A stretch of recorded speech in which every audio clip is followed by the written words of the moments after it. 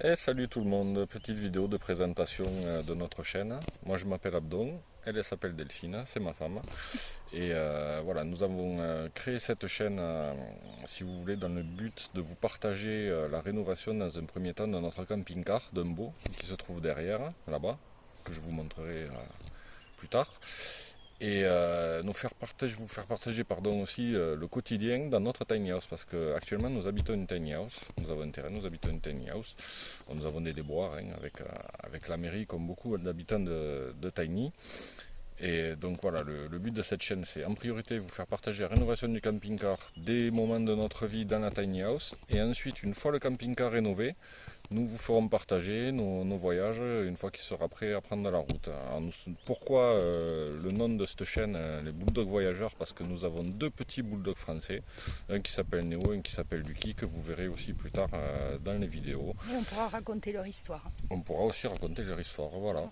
Bon, ben écoutez, je vous laisse là, sur cette présentation, en espérant que vous soyez beaucoup à nous suivre, peut-être pas dès le départ, parce que bien sûr, une chaîne dès le départ, ça part, on fait pas ça pour forcément être suivi dans tous les sens, on fait ça pour partager notre quotidien en priorité, la rénovation d'un camping-car, et Dieu sait si ça va être compliqué. Et puis notre passion du voyage. Oui, notre passion du voyage aussi. Notre passion du voyage aussi. Mais vous allez voir à quel point ça va être compliqué la rénovation du camping-car. J'avais trouvé un camping-car, c'est un Detlef, une cellule Detlef sur un vieux Fiat Ducato de 88. Quand on l'a acheté, le vendeur nous a dit il n'y a aucune infiltration d'eau, blablabla, toujours les mêmes blabla de chaque vendeur. Et une fois que vous enlevez un peu quelques trucs, vous voyez que ça prend la flotte de partout et qu'il y a plein de boulot dessus. Surtout qu'on pensait qu'on avait que la peinture et un petit peu de carrosserie. Ah oui, non, au bout du compte, il y a tout à il refaire. y a tout l'intérieur de la cellule à refaire. Alors je vous le dis déjà comme ça, tout l'intérieur de la cellule à refaire. Moi, j'ai fait un peu de carrosserie tout à l'heure pour voir, mais bon, déjà je ne suis pas un as de la soudure, hein, je vous le dis, c'est du bricolage. Donc les conseils seront les bienvenus. Et pourquoi pas de l'aide s'il y en a certains qui veulent venir nous aider, ce sera bienvenu aussi. Et bon, de toute façon, vous découvrirez tout ça dans nos vidéos. Voilà. Écoutez, on vous laisse. Et on va vous On va vous présenter. présenter Dumbo et les petits chiens. A plus tard. À tout de suite. Allez, comme promis, voici Dumbo, notre camping-car, le fameux Fiat Ducato que nous avons trouvé et que nous allons restaurer. Bon, comme vous pouvez le voir déjà, ça fait peur. Il a deux couleurs. Il est bicolore. Effectivement, il est bicolore. Dumbo, pourquoi? Parce que vous voyez cette couleur grise, cette magnifique couleur grise.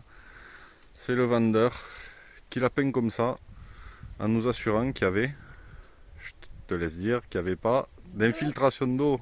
D'infiltration d'eau, exactement. Mais en fait, ça a été blindé. Et pour l'étanchéifier, pour qu'il soit très étanche, il a eu la bonne idée de le recouvrir de cette superbe peinture grise qui se met sur les maisons. C'est ça. Donc je vous raconte pas le poids. Voilà, voilà l'état. Alors regardez ça, comme vous pouvez le voir, c'est pas une vitre de camping-car, c'est un plexiglas. Et je vous laisse imaginer le prix d'une vitre comme ça. On va s'amuser. Déjà, si on en trouve une, Mais je l'espère. ça va être rigolo. C'est un Ensuite, challenge. voilà, oui, sacré challenge même. Ensuite, vous voyez, regardez cette superbe poignée explosée. Donc voici la clé. Voilà la clé. C'est fabuleux. Hein, ah, tiens, j'avais pas fait gaffe. Au moins, il y a le truc pour bloquer la porte. Non, il ne marche pas. Mais il ne marche pas. J'ai testé. Ah, ben, Mais tiens pas. ça m'étonnait, tiens.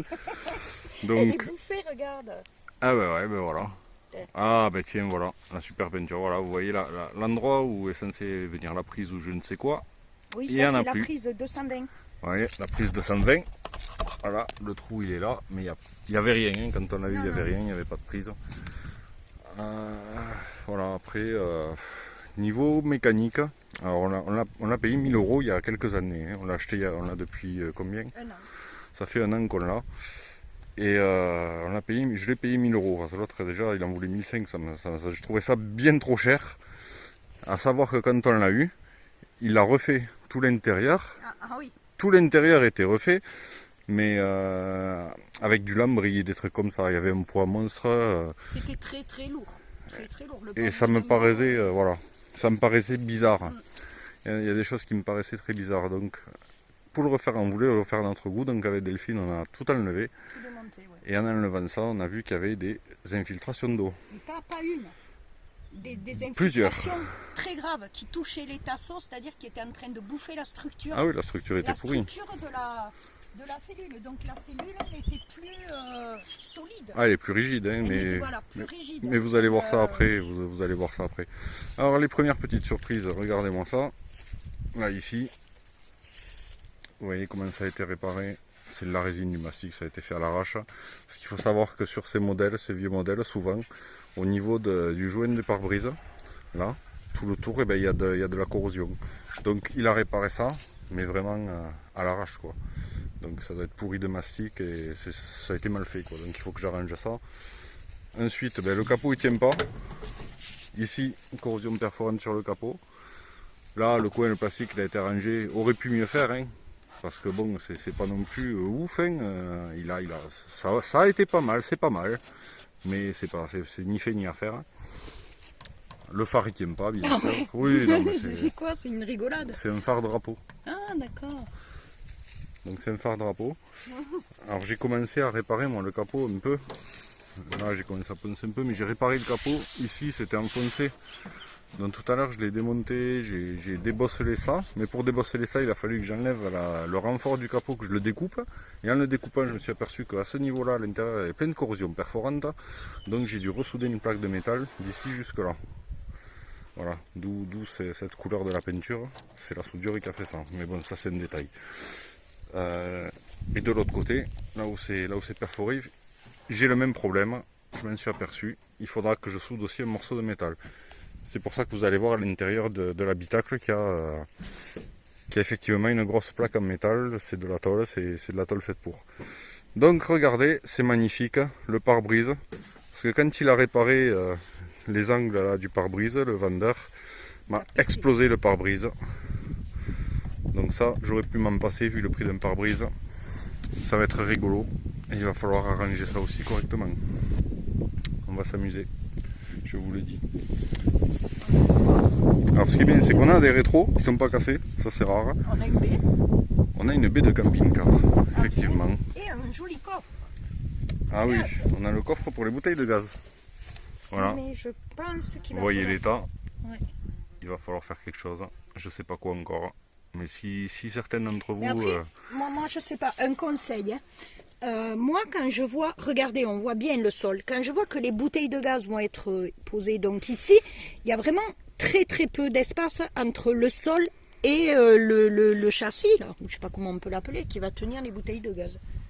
Pour moi, oui, je sais. c'est le support des bouteilles de gaz. Ouais, mais moi je trouve ça dangereux. Mais je pense que Detlef a fait ça comme ça, hein, de base. Hein. Sinon, à mon avis, ça serait fermé. Mais tu as très peu de distance. Tu prends une dodane ou je ne sais quoi là. Ah ben T'as une bouteille de gaz. T'as pas vu la cuve en dessous, hein.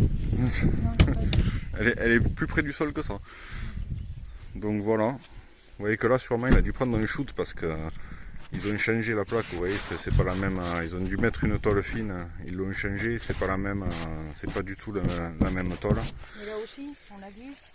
Et là, ça a pris aussi un joli pet, mais regardez. Parce que quand on voit ça et ça à côté, pour moi, le pet, il est là. Voilà. Vous l'avez reculé, quelqu'un a reculé, il a mal reculé. Mais regardez cette magnifique réparation, c'est formidable.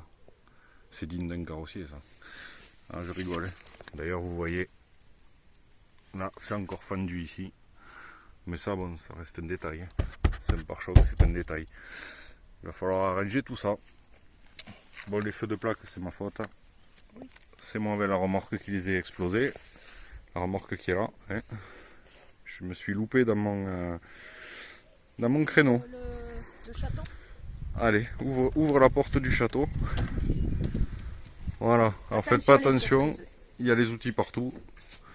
Donc voilà. Alors j'avais commencé à rénover l'intérieur et à rigidifier un peu la structure, sauf que la colle, comme vous voyez, elle n'a pas tenu. Donc s'il y a des gens qui ont déjà fait des rénovations comme ça et qui auraient des conseils à me donner, je suis preneur. Je pense que je vais partir sur de la colle de carrossier qui a l'air de mieux tenir. Mais bon, pour l'instant, là, eh ben, ça s'est décollé. Il n'y en a qu'une, celle du fond, qui s'est pas décollée parce que j'ai foutu les écarts. Mais celles-là, elles n'ont pas tenu à cause de la chaleur. Vu les températures qu'on a eues dans le sud ces derniers temps, eh ben, ça n'a pas tenu. Donc voilà. Après, vous voyez, j'ai la plaque de tôle. Mais derrière, vous voyez, il y a un trou là, infiltration d'eau. Ça a pourri le bois ici. Enfin, ça avait commencé à pourrir le bois. Voilà, il tient quand même. Donc on a arraché tout ce qu'il y avait pour essayer d'endiguer le problème. D'ailleurs là on voit bien, ici aussi, infiltration d'eau. Il faut que je change tout ça. En fait, il avait tout camouflé. Voilà, tout était camouflé. Tout ça là, c'était que du... Là, je sais que par là j'ai un trou aussi. D'ailleurs on le voit pas, mais je sais que par là j'en ai un. Enfin, c'était du cache-misère quoi qu'il avait fait. C'était du cache-misère.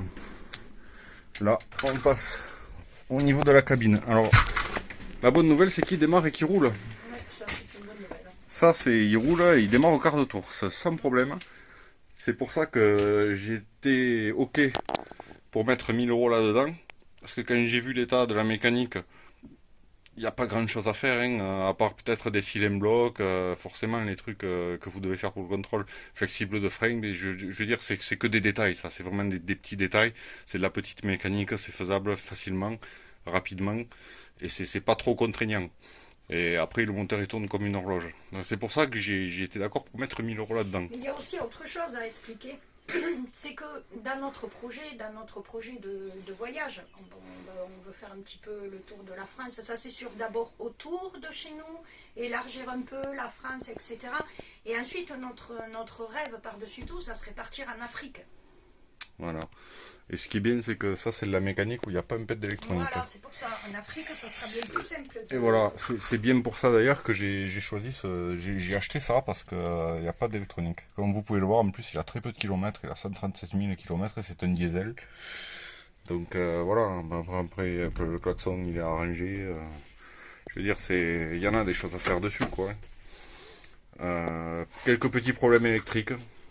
Alors, j'arrive pas encore à les résoudre. Mais bon, ça devrait aller. Et là, vous voyez aussi, quand je vous ai dit qu'il y avait de la carrosserie, vous pouvez voir ce fabuleux trou dans le plancher.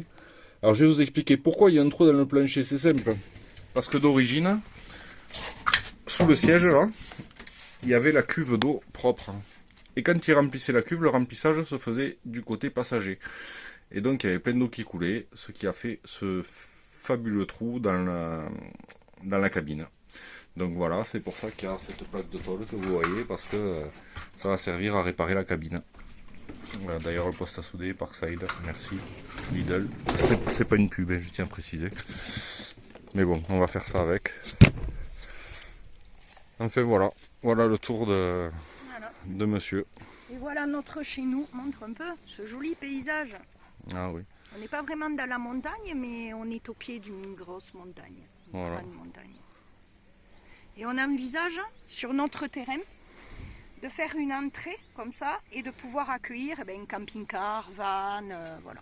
Ouais, mais ça se fera pas de suite, malheureusement, à terme. À terme, c'est ce qu'on envisage. Parce que de suite, on ne pourra pas faire ça. Voilà, on vit sur ce lieu dans une tiny house. Alors, on est des personnes très, très minimalistes, des personnes nature. Ouais, comme elle dit, on est nature, ouais. Pas comme peu, hein, d'ailleurs. Ensuite, voilà, vous avez pu voir ce magnifique Dumbo. Donc vous voyez un peu l'ampleur du travail qui nous attend. Donc s'il y a des gens qui ont des conseils à me donner, surtout, ils sont vraiment les bienvenus. Parce que je vais en avoir besoin. Besoin de force et de courage. Merci à tous. Et la suite, dans une prochaine vidéo. Bye bye.